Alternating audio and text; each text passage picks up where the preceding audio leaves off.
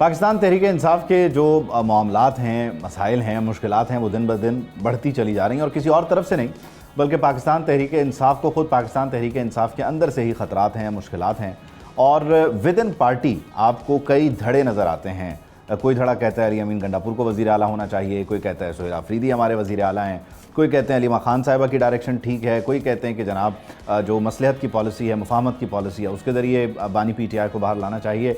तो अब इस सारे सूरत हाल के बीच एक नई शख्सियत, ज़ाहिर शख्सियत पुरानी है लेकिन एक नए मामले को लेकर वो मैदान में उतरे हुए हैं। मुश्ताक गनी साहब ने यह कहा कि जी हम बानी PTI की रिहाई के लिए कोशिशें करें और हमारे साथ कुछ MPs का, MNAs का एक ग्रुप है, कुछ सेनेटर्स हैं हमारे हम ख्याल, विद इन पार्टी हम ये कोशिश कर रहे हैं। अब उनकी कोशिश है, जाहिर है उनके भी लीडर हैं, लेकिन उन्होंने ये कोशिश की तो उन्हें एक लेटर मिल गया।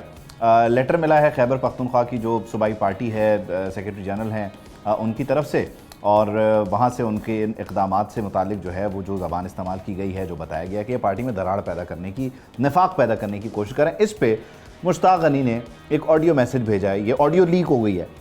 वो क्या कह रहे हैं ज़रा वो भी सुन लीजिए और उनके हम ख्याल क्या कह रहे हैं ज़रा पहले वो सुन लीजिए, फिर हम इसको इन डिटेल डिस्कस कर लेते हैं। सुभान अल्लाह। जनरल सेक्रेटरी साहब, आपको मुबारक हो कि आपने एक ऐसा लेटर लिख दिया उन लोगों के बारे में जिन्होंने हकीकत से पर्दा उठाया है।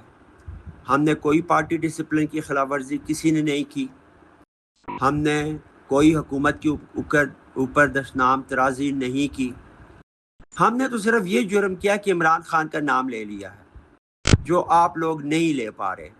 क्या ये काफ़ी है कि अडाला के आगे बैठ जाना और हाई कोर्ट के आगे जाके खड़े हो जाना, इससे क्या इमरान खान रिहा हो जाएंगे? ये आज जो नोटिफिकेशन मैंने देखा है, इससे साफ नज़र आ रहा है कि खान के लिए आवाज़ उठाना इस वक्त जुर्म है और ये कोई एस्टेब्लिशमेंट की तरफ से ये जुर्म नहीं लगाया गया है, ये सज़ा ना दी गई है एस्टेब्लिशमेंट की तरफ से। हमारे अपने पार्टी के कायदीन ये नहीं चाहते कि खान के लिए आवाज़ उठाओ। पहले बातें की जा रही और अब इस तरह के ये नोटिफिकेशन किए जा रहे हैं, तो ये बिल्कुल माकूल नहीं है। ये कोई किसी पॉलिटिकल पार्टी में ये तरीका कार नहीं होता। तो मेहरबानी करके ये धमकियां, दोषे, इस तरह को नोटिफिकेशन ना करें। तो ये सारी सूरत हाल है। एक तरफ से कहा जा रहा है आप पार्टी में तकसीम पैदा करें और दूसरी तरफ से कहा जा रहा है कि भाई आप कोशिशें कर लें बानी की रिहाई के लिए। मामलात इस वक्त एग्जैक्टली हैं क्या, इसको ज़ाहिर शाह शिराजी साहब के साथ इन डिटेल डिस्कस करते हैं। शिराजी साहब बहुत शुक्रिया, thank you for joining us. ये यकीनन बड़ा इंटरेस्टिंग होता जा रहा है हर गुजरते दिन के साथ कि पार्टी के अंदर से पार्टी के लीडर को छुड़ाने के लिए कोशिशें होती हैं। कोई रिहाई फोर्स बनाता है, कोई MP MNA की फोर्स बनाता है, लेकिन कोई भी फोर्स चल नहीं पा रही। तो फोर्स चल कौन सी रही है एग्जैक्टली? मुश्ताक गनी साहब के साथ क्या हुआ है अभी?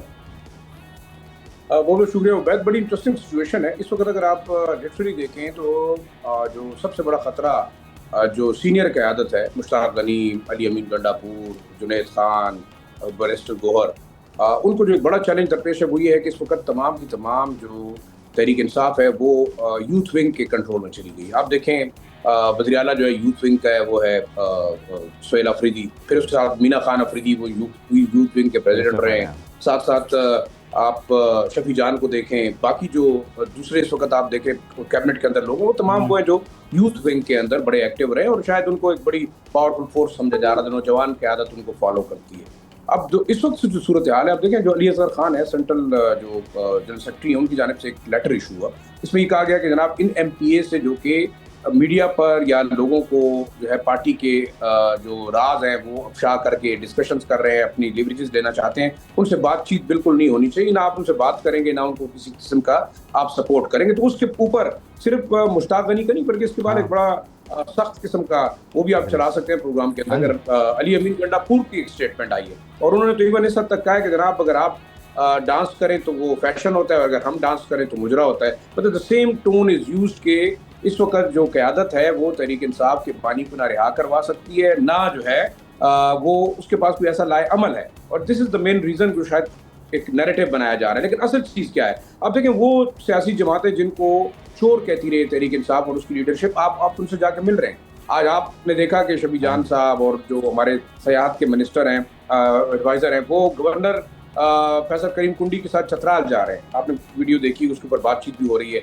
अब दूसरी तरफ आप देखें मौलाना फजल रहमान साहब से जाके मिले सोहेल आफरीदी साहब, बात वही थी कि जनाब हम जो सूबे के रिसोर्सेज हैं, सूबे के मसाइल हैं, सूबे के फंड्स हैं, फेडरेशन से बात करने के लिए उनके पास गए, अच्छी बात है। फिर आपने देखा बड़ी इंपॉर्टेंट मीटिंग हुई है कल, ये बड़ी अहम है। और उसके बाद मेरे ख्याल में उसके बाद एक बाकायदा नैरेटिव बिल्ड होना शुरू हुआ है। आपने देखा भी होगा जो हमारे यहाँ so called top intellectual YouTubers बैठे हुए हैं यूके के अंदर और अमेरिका के अंदर, उन्होंने तो एक नैरेटिव दे दिया कि जनाब अब अली अमीन गंडापुर के बाद सुहेल अफरीदी भी गुड बॉय हो गए। कहा जाता था कि ये वंडर बॉय है जो चेंज लाएंगे, जो इमरान खान को छुड़वाएंगे, लेकिन उनको भी गुड बॉय का नाम दे दिया। रीजन क्या है कि जो प्राइम मिनिस्टर के साथ मुलाकात थी उसमें बहुत सारी चीजें डिस्कस हुई। देखें इस वक्त बहैसियत चीफ एग्जीक्यूटिव अगर सुहेल अफरीदी कोई काम करता है तो ये मेरे ख्याल में सूबे के लिए जरूरी है, सूबे के अवाम ने वोट इसमें शराई साहब एक चीज़ है, मैं कतई कलामी की माजरत, ये वो सारी चीज़ें जो सुहेल आफरीदी से पाकिस्तान तहरीक इंसाफ एक्सपेक्ट नहीं करती, यानी वो नहीं चाहते कि वो कुंडी के साथ बैठ के प्रेस कॉन्फ्रेंस करें, वो नहीं चाहते कि वो JUI की तरफ जाएं, वो नहीं चाहते कि वो कौमी इक़्तिसादी काउंसिल के इजलास में शरीक हों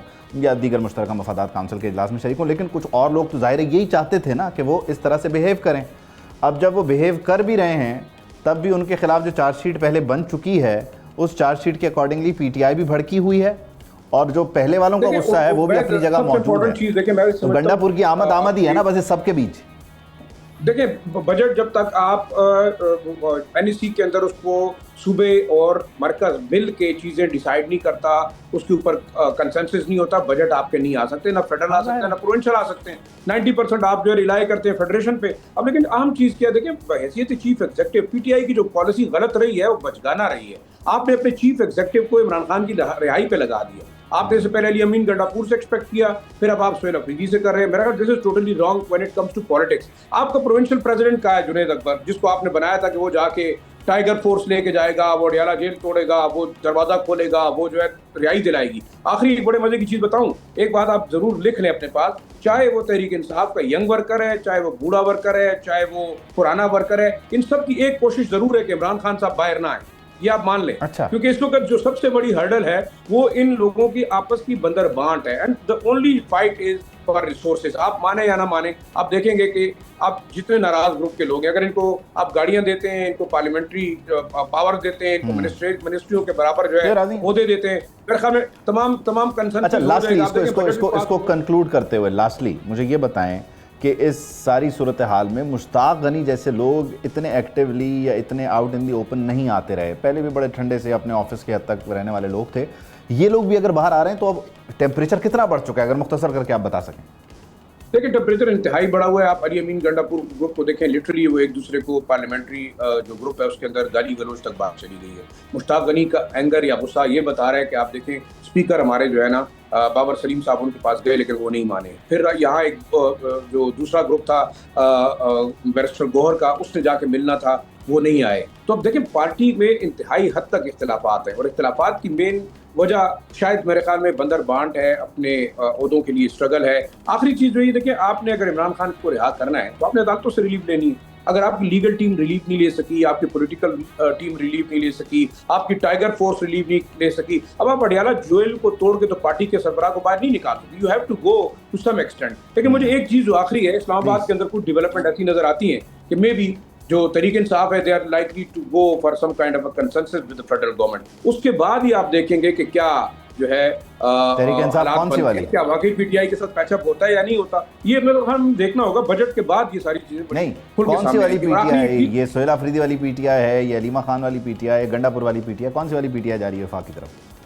देखिए मेरे ख्याल में खान साहब की जो फैमिली के लोग हैं उनका तो एक ही मोटिव है कि तमाम चीजें, आप चाहे वो GB का इलेक्शन था, चाहे वो कश्मीर का इलेक्शन होगा, चाहे वो सदारत है, चाहे वो वज़ीर-ए-आला-शिप है, वो एक इमरान खान की रिहाई के लिए जो है ना वो बिल्कुल फिक्स्ड होनी चाहिए, इसके अलावा बात ही नहीं करनी चाहिए। लेकिन जो पार्टी के अंदर लोग हैं वो सियासतदान है, they want to do politics. और जो चाहे आपने देखा आपने यंग टीम को जो है वो हैंड ओवर की तमाम तर इख्तियारात KP के अंदर, अब वो क्या कर रहे हैं, वो आराम से अपनी हुकूमत कर रहे हैं, उनकी तरफ से कोई ऐसा एग्रेसिव रोल तो नहीं आ रहा। क्यों जो है जाके सुहेल अफरीदी प्राइम मिनिस्टर से मिला, वो क्यों मिला JUIF चीफ से, वो क्यों मिल रहा है गवर्नर से, जब आपकी पार्टी का एक फैसला था कि आपने इन लोगों के साथ नहीं बैठना।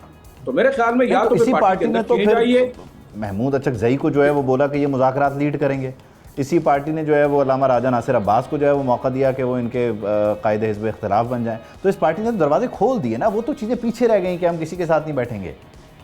तो देखिए मेरे ख्याल में उबैद एक चीज़ तो बिल्कुल वाज़ेह है, जब तक आप एक पेज नहीं आएंगे, आप एस्टेब्लिशमेंट के साथ डील नहीं करेंगे, ना आपका लीडर बाहर आएगा, ना आप इक़्तिदार में रह सकते हैं। This is a very open secret now. इसमें कौन सी ऐसी ढकी छुपी बात है? ये लोगों को जो इस वक्त एक नैरेटिव बेचने की कोशिश कर रहे हैं कि शायद ये बड़े आप ये कह रहे हैं कि वो जरा रियलिटी लाने वाले हैं, ये मेरे ख्याल से जस्ट नैरेटिव। मेरे ख्याल में I don't think there is any reality. अब आपका वोटर भी जान चुका है। अच्छा, मैं आपसे ये भी जानने में इंटरेस्टेड हूँ, वो जो 35-40 का ग्रुप था उसका कोई नंबर बढ़ा है, घटा है, कहाँ है इस वक्त, क्या नंबर है? आफरीदी का क्या नंबर है और गंडापुर का क्या नंबर है? देखिए मेरे ख्याल में 20-25 लोग हैं जो कि शायद शामिल हैं मुश्ताक गनी के ग्रुप में, और they are very much disappointed कि उनको वजारतें नहीं मिली, और उनका नैरेटिव अब ये है कि हम इमरान खान की रिहाई के अलावा कोई बात नहीं करेंगे। This is the narrative. और यही नैरेटिव कमोबेश गंडापुर साहब का भी है। 8-10-12 लोग उनके साथ होंगे, मे बी आप 30-35 या 40 का फिगर मिला लें, लेकिन अगर इनके साथ देखें, मैं इस समझता हूँ कि जो 20 नाराज अरकान है मुश्ताक गनी वाले, इनके साथ तो आप डील कर सकते हैं, क्योंकि इनको अगर आप ओहदे देंगे, इनको आप बरात देंगे, तो maybe they are likely to support. लेकिन क्या हम ये समझें कि वो हुकूमत के अंदर या असेंबली के अंदर जाके अपोज करेंगे? ऐसा बिल्कुल नहीं है। आपने देखा कि आज जो टोन है मुश्ताक गनी की, वो यही कह रहे हैं कि हम पार्टी के खिलाफ नहीं है, हम तो सच बात कर रहे हैं, हम तो हकीकत बात कर रहे हैं। फिर एक और चीज़, अगर थोड़ा सा खतरा जो महसूस हो रहा है इस वक्त सुहेल अफरीदी को, तो उन्होंने जाके अपोजिशन के साथ भी हाथ मिला लिया। आप देखें JUIF की जो लीडरशिप है, हुआ क्या है उधर से, क्या यकीन दहानी हुई है? मांगा क्या है और मिला क्या है? जी आप सवाल तो मैं कह रहा हूँ, वो जो JUI के साथ मुलाकात हुई, मांगा क्या और मिला क्या? देखें उबैद, सबसे इम्पोर्टेंट चीज़ ये है कि हमारे यहाँ शायद लोग समझते हैं कि जो पार्टी हुकूमत में होती है वो मराद लेती है, लेकिन आप देखें अपोजिशन के जो पार्लिमानी लीडर होते हैं, जो अपोजिशन लीडर असेंबली के अंदर होता है, उसकी पावर्स इतनी ही होती हैं, उसकी मराद वही होती हैं जो कॉन्स्टिट्यूशनली आपके वज़ीर आला की हैं।